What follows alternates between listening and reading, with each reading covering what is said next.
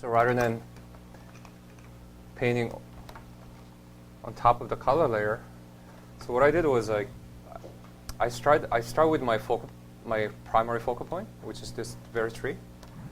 So what I did here was using the color balance.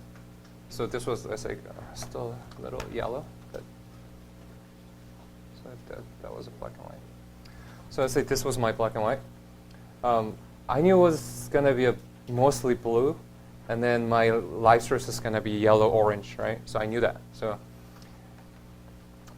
the process I'm starting here is setting on my entire painting so I can paint actual color on top, right? So I'm going to start adding the temperature. So at this point, like, actually kind of put down the idea of like the word color. Think more as like a temperature, right? So I'm going to add more blue and cool temperature to all my objects. Okay, so I start with my focal point.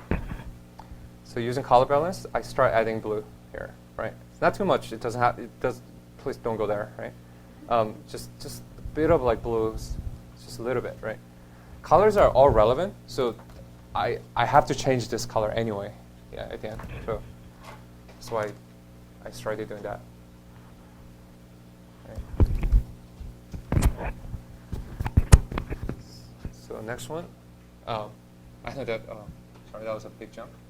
But basically, that's all I did. So after that, I went to every single object, and then I added more blue, right? So here, right? So this one, like, okay, so, you have an orange there, yeah. So this is what I did. So I duplicated 2 layers of this tree. So if you go back to this, I think it'd be easier to do it from here, right? So you can do it in 1 layer, but it's just me. I had got to do 2 layers. So I created 2 layers. So I add more temperature there, more blue, maybe a little more cyan too, right? So it's So another one, I add a little more yellow and red, right? Because I'm gonna set up most of my lights down under here, and then top there. So green's most of the yellow, and then the red's gonna be around here and at the bottom, right? So do that, and then I take my eraser. Oops, sorry. And I erase my top layer, right?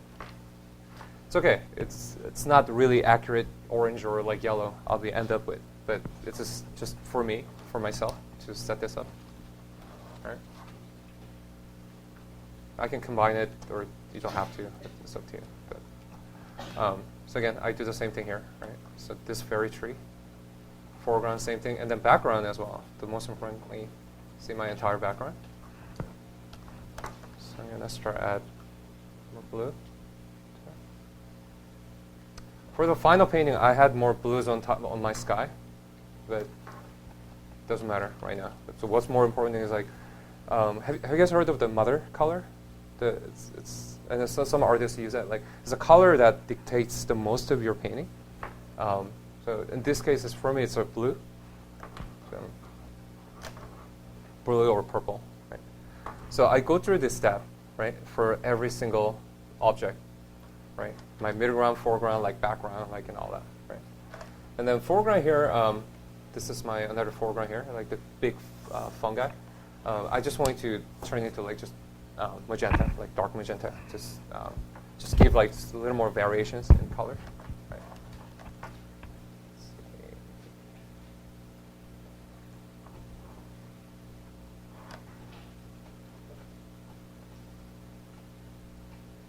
Yeah. So see the difference. So after that, I started adding my yellow and orange. Yeah. So based on this, let's see. It's my texture round.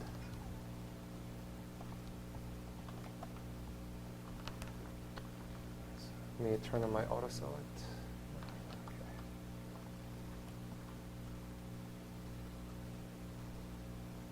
Right. So this is where I go back to my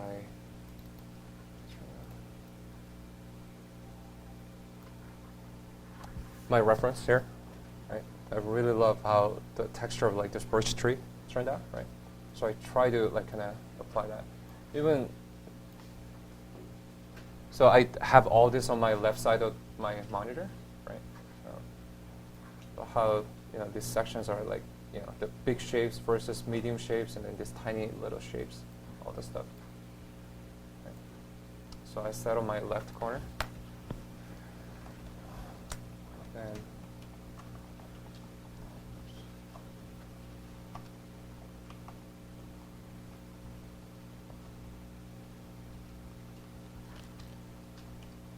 that.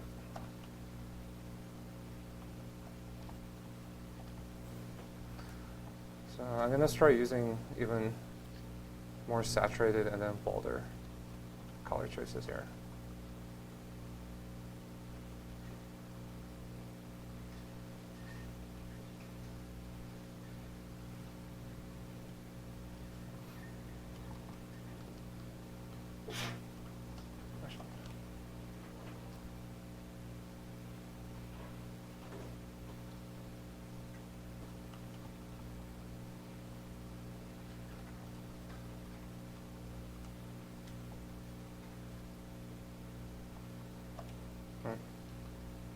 So start adding all this color, right?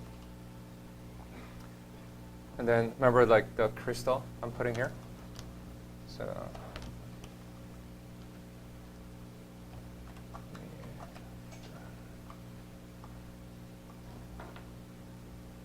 create one more layer.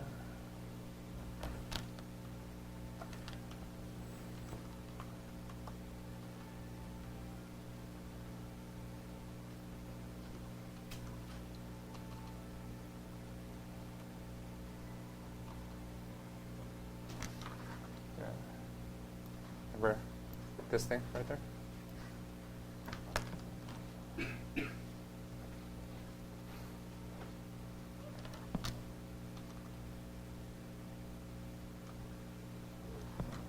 How would temperatures change in relation to the distance?